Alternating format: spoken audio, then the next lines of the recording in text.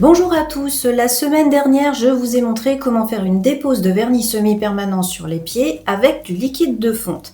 Cette semaine je vais vous montrer les étapes pour réaliser une dépose de vernis semi-permanent pied, mais cette fois avec la ponceuse. Donc je vous montre ça tout de suite, c'est parti.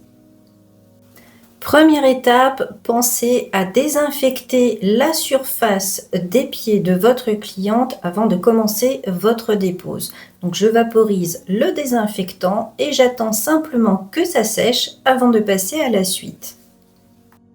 Je peux ensuite passer à ma dépose. Je choisis un embout qui va avoir un grain extra fin. Inutile de prendre un grain trop épais pour enlever du vernis semi-permanent.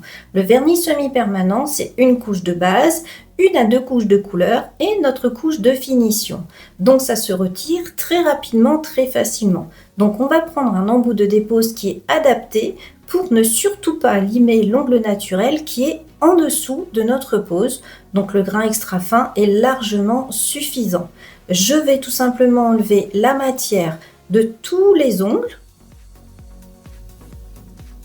Donc l'embout que vous voyez dans la vidéo est un embout de dépose qui est tout simplement conçu avec des petites lames dentelées. C'est très efficace quand on veut réaliser une dépose. On choisit juste le grain adapté par rapport à ce que l'on veut déposer. Vu que là c'est du vernis semi-permanent, c'est pour ça que j'ai choisi un grain extra fin. Si je serais sur un renfort, j'aurais plutôt choisi du rouge, donc un grain fin. Si je voudrais enlever du gel, je choisirais plutôt un grain médium, donc le bleu. Voilà, il suffit d'adapter l'embout par rapport au type de dépose qu'on veut réaliser. Et ces lames dentelées sont vraiment très efficaces, plus efficaces que par exemple des embouts qui ont simplement des petites dents. Les lames dentelées enlèvent beaucoup plus de matière en un seul passage.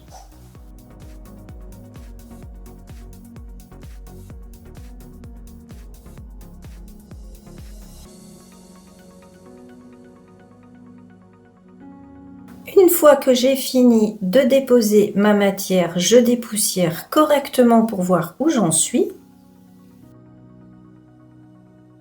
Ensuite, pour finaliser, je vais prendre une lime douce et enlever les derniers petits résidus que je peux trouver sur les ongles. Donc, soit je vais utiliser le côté de ma lime qui a un grain 180, soit le deuxième côté avec un grain 240, selon les touches de matière que j'ai à retirer. Je vérifie dans tous les petits recoins de façon à n'oublier aucune petite touche de matière qui pourrait rester sur les ongles.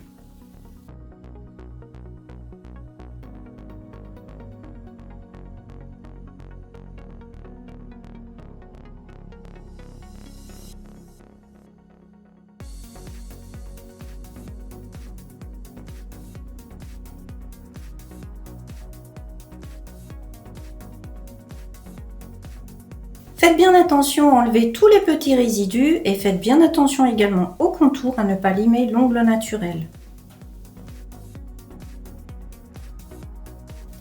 Ensuite, je prends une pince pour raccourcir les ongles pour pas que ma cliente soit gênée. Donc on fait bien attention à la façon de maintenir la pince et on pense bien que pour couper les ongles, on les coupe le plus possible droit pour éviter les ongles incarnés.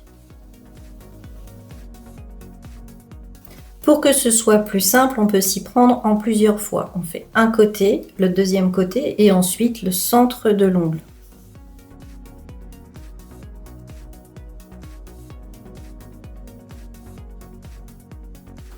Ensuite, je prends ma lime grain 240 pour égaliser le bord libre que je viens juste de couper. Donc pensez que l'ongle naturel, on le lime dans un seul sens, on ne fait pas deux va-et-vient pour ne pas le fragiliser.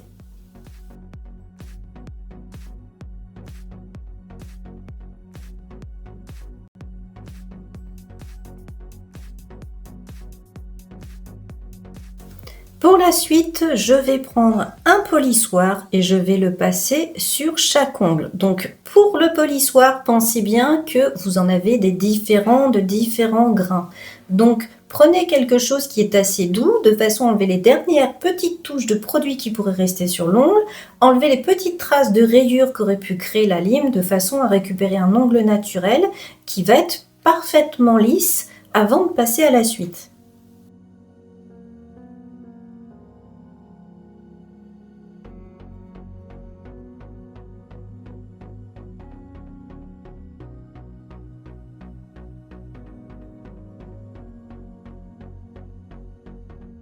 Donc ensuite, on dépoussière correctement tous les ongles, on enlève bien tout ce qu'on voit au niveau des contours, sinon on pourrait avoir des défauts pour la suite de notre travail. Si besoin, on peut prendre un petit coton avec du cleaner pour nettoyer correctement notre contour de façon à ce qu'il soit parfaitement net.